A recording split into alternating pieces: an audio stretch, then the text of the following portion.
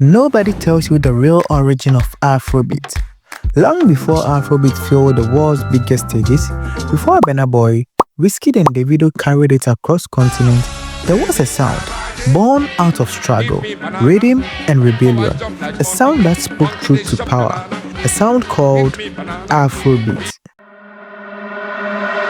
The story of Afrobeat begins in Nigeria in the 1960s, when the country was tasting independence and young people were hungry for change. At the center of it all was a man named Fela Kuti, the pioneer, the voice, and the fire behind the movement. Born in Abeokuta in 1938, Fela came from a strong and educated family. His mother, Funmilayo Ransom Kuti, was a political activist and one of Nigeria's most fearless women. His father was a preacher, so Fela grew up surrounded by both discipline and defiance. In the late 1950s, Fela left Nigeria to study music in London. There, he formed his first band, Kula Labitos, blending jazz, high life, and traditional Yoruba sounds. But the real transformation came later, when Fela traveled to the United States in 1969. In Los Angeles, he met Sandra Isidore, a black rights activist who introduced him to the ideas of Malcolm X, the Black Panther, and Pan-Africanism. I met a woman, a girl, Sandra Isidore. She was a member of the Black Panther. She gave me many books to read. In the books I read about African history for the first time. You know what they teach me in Africa? They said we were slaves, no culture. We had leaves covering our yash. So the missionaries taught us. That experience changed everything. When Fela returned to Nigeria, he was a new man with a new mission, to use music as a weapon. He took the groove of high life, the rhythm of Yoruba drums, and the improvisation of jazz and the spirit of freedom, and called it Afrobeat.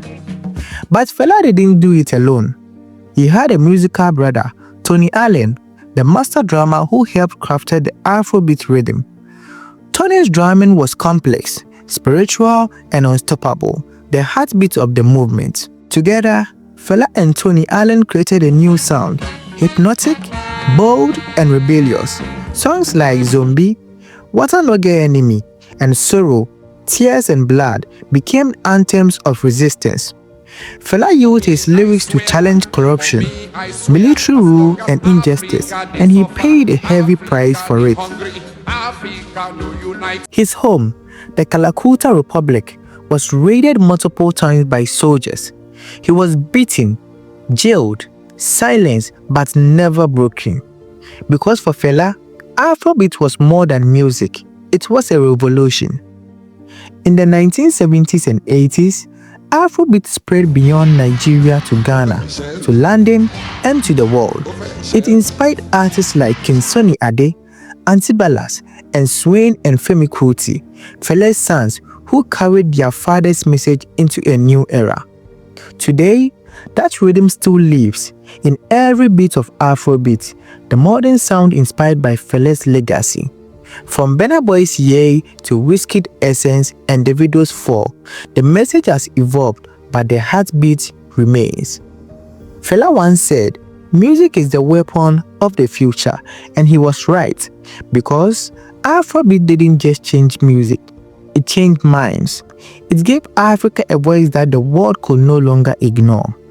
From Abeokuta to Accra, from Lagos to London, the rhythm of Afrobeat continues to remind us that music is freedom, and freedom always has a sound. If you are new to this channel, don't forget to like, share this video, and subscribe to the YouTube channel. Thank you for watching. See you in the next episode. Bless up.